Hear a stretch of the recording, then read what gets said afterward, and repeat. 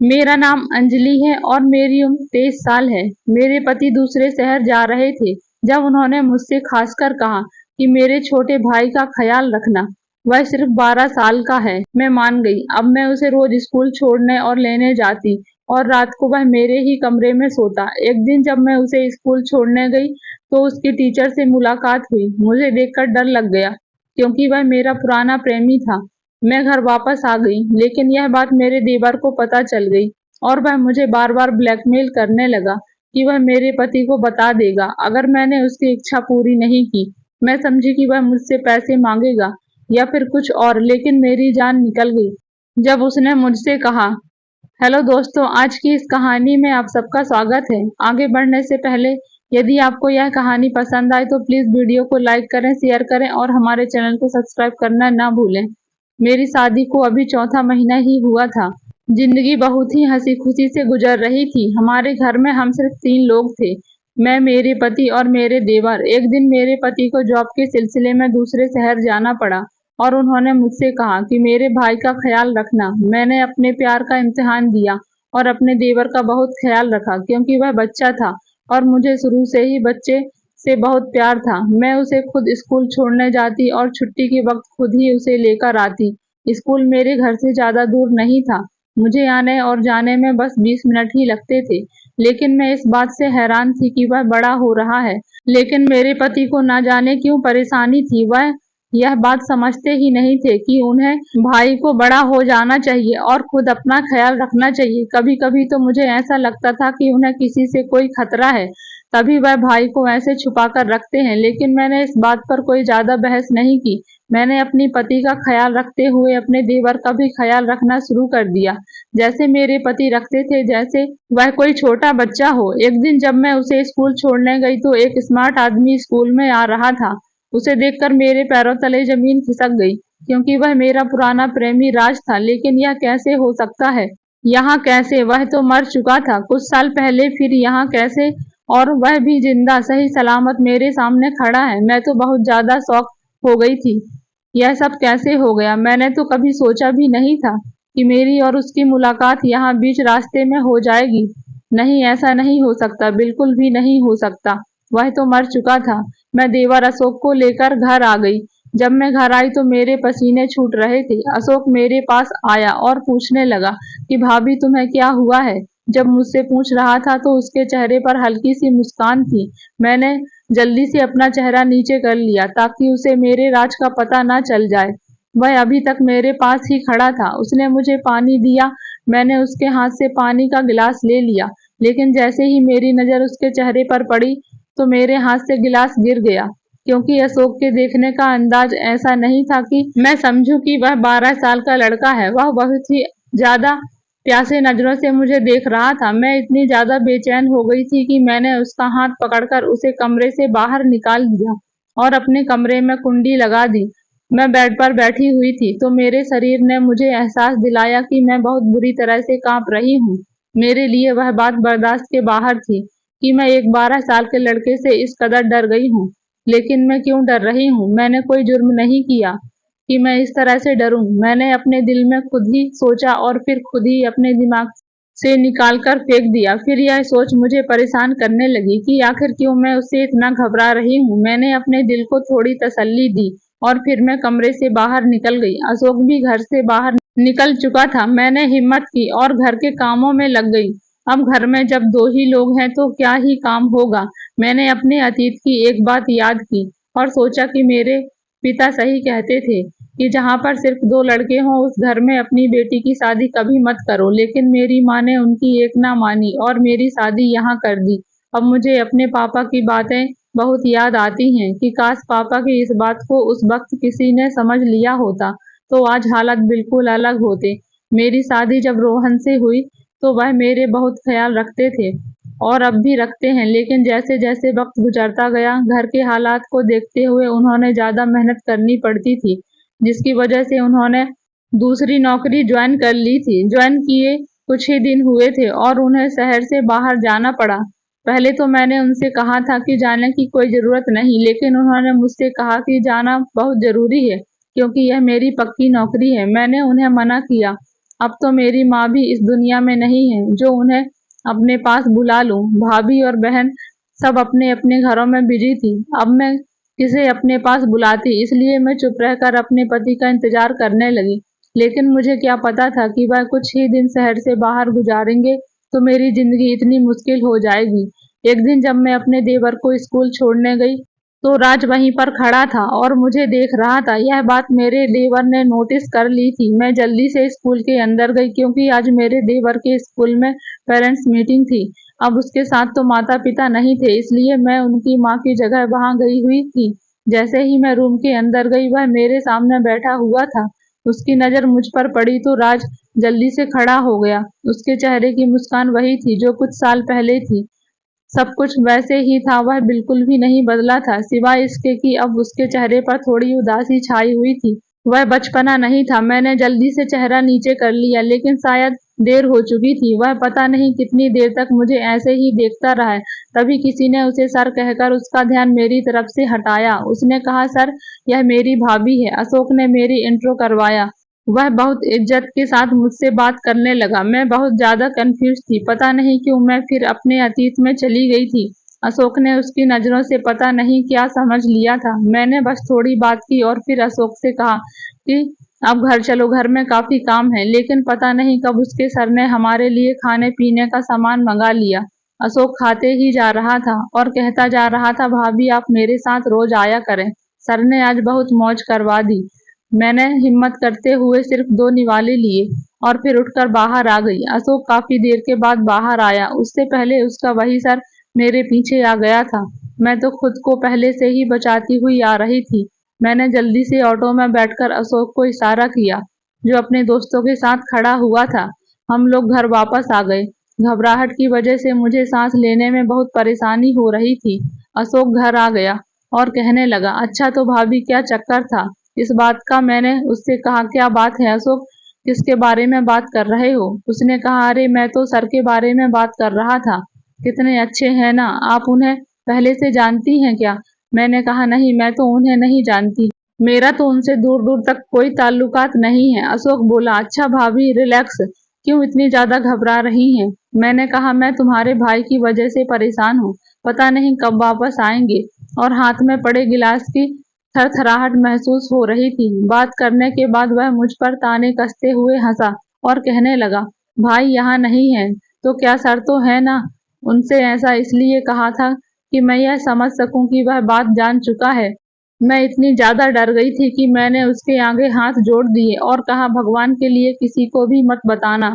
तो वह मुझसे कहने लगा, यह तो मुझ पर है कि मैं इस बात को कब तक अपने दिमाग में रखता हूँ। लेकिन भाभी आपको देखकर लगता नहीं कि आप इस कदर किसी परेशानी में हैं। मैं तो आपको बहुत सीधा सादा समझता था। मैंने कहा, अशोक, भगवान के लिए किसी को मत बताना। मैं तुम्हारी हर शर्त मानने के लिए तैयार हूँ। मैंने सोचा कि वह मुझसे पैसे मांगेगा या कोई कीमती चीज, इसलिए मैं तैयार थी। अशोक ने कहा, जी मैं किसी को कुछ नहीं बताऊंगा, लेकिन इसके लिए आपको मेरी एक शर्त पूरी करनी पड़ेगी। मैंने कहा, आज ही बता दो, क्योंकि मैं और देर नहीं करना चाहती। तो अशोक ने कहा, आज बहुत जरूरी काम से मैं बाहर जा रहा हूँ, परसों तुम्हें जरूर बता दूंगा, या कल आप इतनी बेचैन ना हो। यह कहकर वह बाहर चला गया और मुझे पूरी रात के लिए टेंशन में छोड़ गया। मैंने हिम्मत की और अपने काम के लिए इसी पल फिर मनोज की कॉल आ गई और मेरा जिस्म बहुत बुरी तरीके से कांपने लगा। मुझे लगा कि शायद अशोक ने उसे सब कुछ बता दिया होगा। बहुत देर रिंग बजने के बाद मैंने कॉल नहीं उठाई और वह बंद हो गया। अशोक पूरा दिन बाहर घूमने के बाद घर वापस आया। मैं उसका इंतजार कर रही थी। वह मुझसे कहने लगा, भाभी शर्त मैं आपको परसों ही बताऊंगा और मैंने अपने दोस्तों के साथ बाहर खाना खा लिया है, इसलिए अब जाकर अपने कमरे में सो जाएं। भाई कल या परसों आ जाएंगे। उसके एक्सप्रेशन से मैं उसकी उम्र और स्वभाव का अंदाजा करने लगी। मैं अपने कमरे में चली गई। रात भर टेंशन में रही। ना मैं ढंग से खा सकी और ना ही पी सकी। ना जाने क्यों मुझे ऐसा लगा कि साथ वाले कमरे में कोई बात कर रहा है। हमारे घर में सारे कमरे बराबर बराबर थे। मुझे आवाज पहले से ज्यादा आने लगी तो मैंने अपने कमरे की दीवार के सुराख से बातें सुनने की कोशिश की। मेरे पैरों तले से जमीन खिसक गई, क्योंकि साथ वाले कमरे में मेरा देवर एक औरत के साथ बैठा हुआ था। वह औरत उसके बहुत करीब थी और वह उसके कान में बार बार कुछ कह रहा था। वह सिलसिला काफी देर तक चला। पहले तो मेरा दिल किया कि अभी जाकर उसका हाथ पकड़कर उसको थप्पड़ मारूं, लेकिन फिर अगले ही पल मुझे यह सोच परेशान करने लगी कि अशोक बहुत चालाक है। यह ना हो कि मेरी जाने से पहले वह उस औरत को कहीं छुपा दे और फिर अपने किए को माने ही नहीं। इसलिए मैंने 1-2 दिन इंतजार करने का सोचा। मैंने सोचा कि अगर इसे दोबारा इस हालत में देखा तो फिर मैं इसे माफ नहीं करूंगी। यह रात बहुत मुश्किल से गुजरी। कल गुड फ्राइडे था, इसलिए उसे स्कूल नहीं जाना था। उसकी स्कूल की छुट्टी थी, इसलिए मैं भी बेफिक्र होकर सोई रही। लेकिन जैसे ही मुझे याद आया, मैं जल्दी से उठी और जाकर अशोक को जगाया। वह उठ गया और कहने लगा, भाभी कम से कम छुट्टी वाले दिन तो मुझे आराम से सोने दिया करें। मैंने कहा, मैं गरम गरम नाश्ता बनाने जा रही हूँ, तुम भी खाओ। तो वह मेरे चेहरे की तरफ देखने लगा, फिर भी मुझसे बिना कुछ कहे ही मेरे पीछे पीछे किचन में आ गया। वह स्टूल पर बैठा और नाश्ता करने लगा। मैंने उससे कहा, क्या बात है, रात भर सोए नहीं हो क्या? मैंने तो एक सामान्यता से बात की थी, लेकिन वह मेरी बात का गलत मतलब ले गया और कहने लगा, भाभी रात को जागना तो आपका काम है। मैं भला मासूम सा बच्चा क्या करूंगा रात को जागकर? उसकी इस बात पर मैं बहुत ज्यादा शर्मिंदा हो गई और फिर कोई बात नहीं की। वह मजे से नाश्ता करने लगा। जब पेट भर गया तो कहने लगा, भाभी मेरी बात सुनो, आप यूं ही ना डर जाया करें। बहुत अच्छी हैं आप, मेरी शर्त सुन लीजिए। मैं एक ही शर्त पर भाई को यह बात नहीं बताऊंगा। इसके बाद अशोक ने मुझसे जो कहा वह सुनने की हिम्मत मैं कहाँ से आई, यह तो भगवान ही जानता है। मैंने कहा, अशोक तुम्हें शर्म नहीं आती? यह बात कहते हुए मेरी आंखों से आंसू तेजी से बह रहे थे। मैं लगातार उसे देखे जा रही थी, शायद वह अपनी कही बात पर शर्मिंदा हो जाए। लेकिन अशोक ने कहा, भाभी अपने मेरी बात नहीं मानी तो आप खुद इसकी जिम्मेदार होंगी। यह तो बिल्कुल वही बात हुई जैसे आगे कुआ पीछे खाई। अगर मैं उसकी बात नहीं मानती तो भी फंसती हूँ, और अगर मान लेती हूँ तो भी मैं ही मरती हूँ। इसलिए बहुत सोचने समझने के बाद मैंने यह सोच लिया कि ऐसी जिंदगी से तो मौत ही बेहतर है। बेशुमार आंसू मेरी आंखों से बहते हुए मेरे गालों पर गिरे और मैं यही कह रही थी कि भगवान मेरी मदद कर दे। मैं किचन के स्टूल पर बैठी सोचती रही कि आखिर मैं क्या करूं, लेकिन मैं कुछ समझ नहीं सकी और फिर मेरा खाना भी जल गया। ना मैं नाश्ता कर सकी और कुछ, मैं बस किचन में बैठी रही। अशोक कहीं बाहर जा चुका था। मेरे दिल से उसके लिए नफरत ही निकल रही थी कि इतना सा लड़का मेरे दिन रात को चैन सुकून का कितना बड़ा दुश्मन बन चुका है। भगवान उसे अकल दे। अशोक अभी कुछ ही देर बाहर गया था कि वह वापस आ गया और आकर कहने लगा, भाभी आपने क्या सोचा है? मैंने कहा, अशोक यह सब तुम क्या कह रहे हो? किस बात का बदला मुझसे ले रहे हो? अशोक बोला, भाभी आखिर किस बात का बदला मुझे आपसे लेना है? आप तो मेरी माँ जैसी हैं, और फिर भला अपनी माँ को कौन तंग करता है? उसकी इस बात से ताने झलक रहे थे। मेरा दिल चाह रहा था कि उसका मुंह नोच कर रख दूं, उसके गालों पर इतने थप्पड़ मारूं कि उसे होश आ जाए। लेकिन फिर उसने कहा, भाभी फिर आज रात को तैयार रहना, मैं आपका इंतजार करूंगा। भगवान मुझे किस गुनाह की सजा मिल रही है? मैं तो सिर्फ यह प्रार्थना कर रही थी कि भगवान दिन को और बढ़ा दे, रात कभी ना आए, क्योंकि इस रात में तो मुझे अपने मुंह पर काला पर्दा डालना पड़ेगा। मैं चुपचाप बैठी रही और देखा कि दिन ढलने लगा, यानी रात होने में कुछ ही देर बाकी है। मतलब कि मेरी मौत आने में कुछ ही देर बाकी है। देखते ही देखते रात के 9 बज गए और मैं खाना बनाने लगी। खाना बनाकर मैं नहा धोकर भगवान से प्रार्थना करने लगी। मैं अभी प्रार्थना शुरू ही की थी कि दरवाजे पर जोर जोर से दस्तक होने लगी। लेकिन मैंने दरवाजे पर होने वाली दस्तक की परवाह किए बिना ही पूजा को जारी रखा। दस्तक होती रही, लेकिन मैं इस पाप से बचने के लिए भगवान के सामने ही खड़ी रही। अब दरवाजे पर दस्तक रुक चुकी थी और मैं पूजा भी कर चुकी थी। तभी मुझे बाहर वाला दरवाजा खुलने की आवाज आई। मैं तेजी से उठी और अपने कमरे की कुंडी लगा दी। दरवाजे पर अशोक ही था। उसके पास घर की डुप्लीकेट चाबी होती थी, इसलिए वह घर में आ चुका था। उसने मेरे दरवाजे पर खूब खटखटाया, लेकिन मैंने दरवाजा नहीं खोला। बस उसकी आवाज आई, भाभी आप अपने लिए खुद मुसीबत इकट्ठा कर रही हैं। आपको खुद एहसास नहीं है तो कोई आपका एहसास किस तरह से करेगा? वह काफी देर तक दरवाजे पर खड़ा होकर बोलता रहा, फिर चला गया। लेकिन मैंने भी सोच लिया था कि आज की रात दरवाजा नहीं खोलूंगी, फिर चाहे कुछ भी हो जाए। मैंने पूरी रात सुकून से सोकर गुजारी। सुबह उठते ही मैं किचन में गई और अशोक से कहा, आज तुम खुद ही स्कूल चले जाओ क्योंकि मुझे बहुत सारे काम होते हैं। वह मेरे मुंह की तरफ देख रहा था।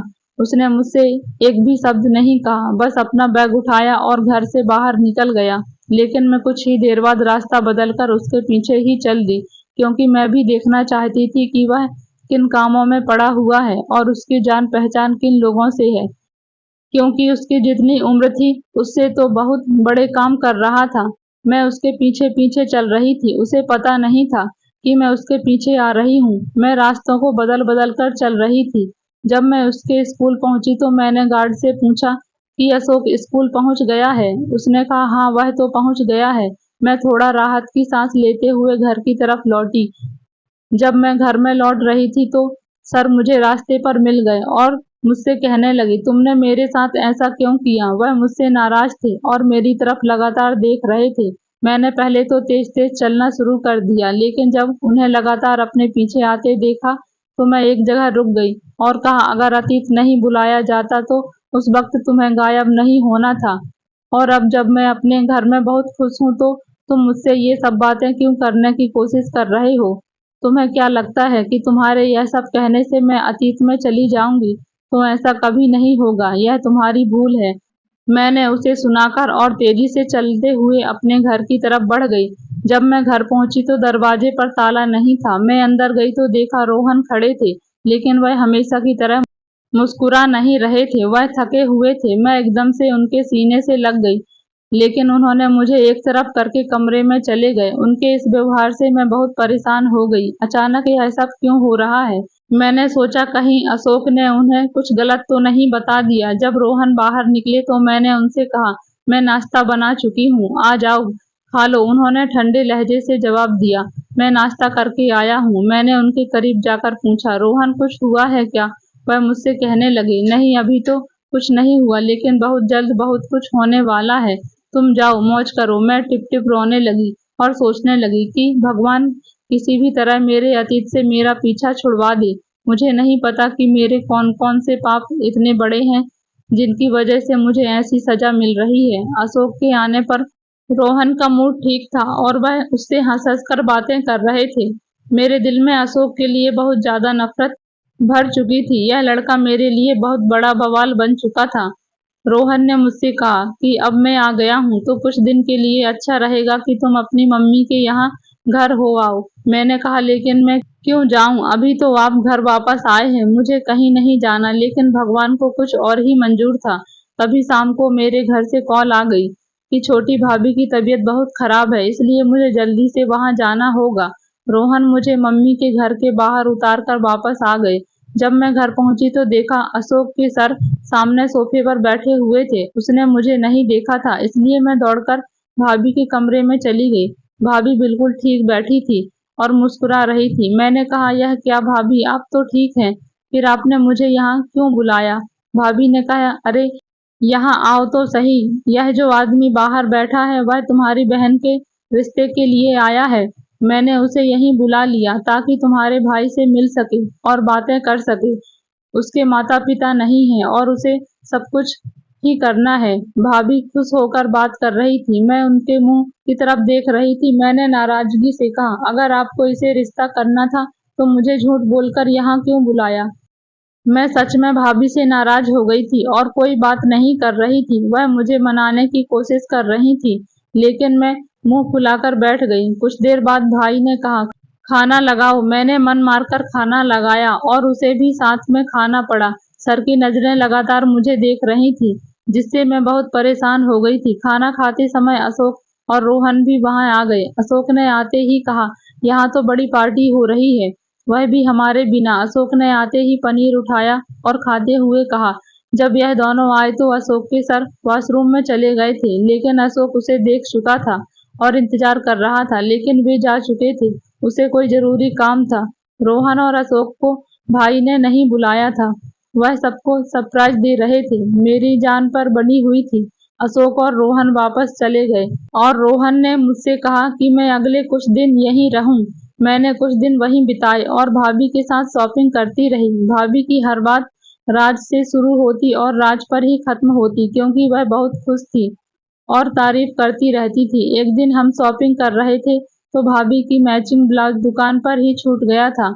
मेरे पास बहुत सारा सामान था, इसलिए मैंने वहीं एक साइड में बैठ गई और भाभी से कहा कि आप जाकर ले आएं। भाभी चली गई और मैं वहीं खड़ी रही। तभी मुझे अपने पास किसी के होने का एहसास हुआ। मैंने देखा वह राज था। मैंने उससे कहा, तुम क्यों मेरा पीछा कर रहे हो?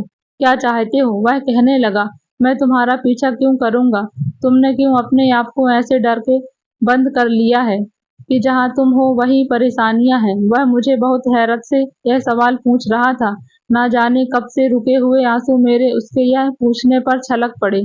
वह आगे बढ़ा और मुझे टिश्यू दिया। मुझे पता है कि मैंने किस अंदाज से वह टिश्यू पकड़ा और फिर अपने आंसू साफ किए। कुछ देर में भाभी भी आ गई। मुझे नहीं पता उन्होंने देखा कि नहीं, लेकिन उन्होंने मुझसे कुछ सवाल नहीं किए। चुपचाप मेरी तरफ देखती रही।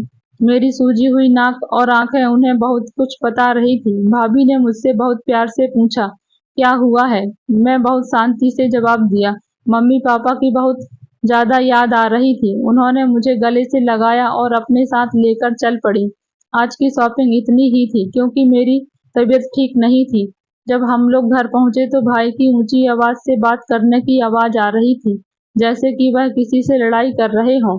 हम लोग एकदम अंदर गए तो अंदर रोहन बैठे हुए थे और वह मेरी ही बारे में कुछ उल्टा सीधा कह रहे थे।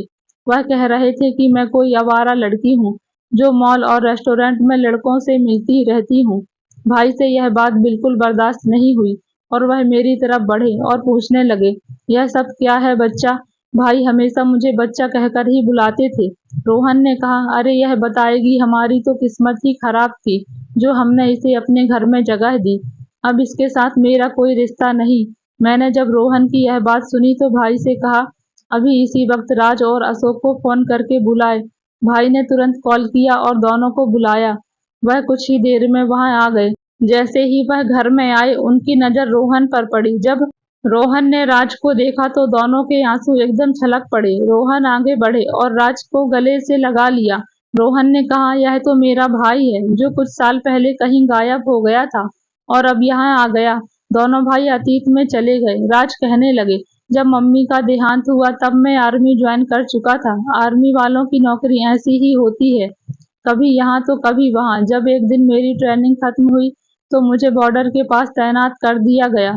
वहाँ अलर्ट का निशान लगा हुआ था, लेकिन मुझे रात के अंधेरे में पता नहीं चला और मैंने बॉर्डर क्रॉस कर लिया। फिर मैं दूसरे शहर की कैद में पड़ गया। वहाँ 5 साल रहा। वहाँ के 5 साल मेरे लिए 500 साल के बराबर थे, क्योंकि बहुत ही ज्यादा बुरी हालत थी। रोज जुल्म होते थे। मैंने अपनी चैन उतार कर एक दोस्त को दी कि अगर मैं मर गया तो यह मेरे देश पहुंचा दे। मुश्किल यह हुई कि मुझसे पहले वह ही मारा गया और बस अखबार में उसकी चैन को बहुत जूम करके दिखाया गया। मेरे घर वालों ने जब यह खबर पढ़ी तो उन्होंने मान लिया कि मैं मर गया हूँ। हमारे चाचा और ताऊ को बहुत खुशी हुई कि चलो एक बेटा तो गया, अब सारी जायदाद के वारिस हम होंगे। इसलिए मैं किसी के सामने नहीं आया। मेरे पापा ने बॉर्डर के पास ही डेरा लगा लिया, क्योंकि उन्हें लगता था कि मैं जिंदा हूँ और उनकी दुआओं ने मुझे जिंदा रखा। जब मैं वहां से निकला तो मेरे पापा वहीं बॉर्डर के पास एक झुग्गी में रहते थे। उनका हुलिया अभी तक ऐसे ही था कि मैं उनको एक नज़र में पहचान सकता था। जब वह मेरे पास आए तो मैं उन्हें अपने साथ ही घर ले आया। इतने साल जेल में रहने के बाद और इतना जुल्म सहने के बाद मैं अपने घर का पता पूरी तरह से भूल चुका था और पापा की भी याददाश्त कम हो गई थी। फिर मैं भटकते हुए वापस अपने शहर में आ गया, जहाँ मैंने एक स्कूल में पढ़ाना शुरू कर दिया। वहाँ मैंने अशोक को देखा। वह मेरे जाने के दौरान बहुत छोटा था, लेकिन उसके गाल पर यह लाल निशान उसकी पहचान बन गया और मैंने उसे पहचान लिया। फिर मैंने उसे सब कुछ बता दिया। उसने मुझे कहा कि वह मुझे हर सूरत में अपने साथ घर लेकर जाएगा। एक दिन मैंने भाभी को देखा तो कॉलेज का वक्त याद आ गया, जब हम एक दूसरे को पसंद करते थे।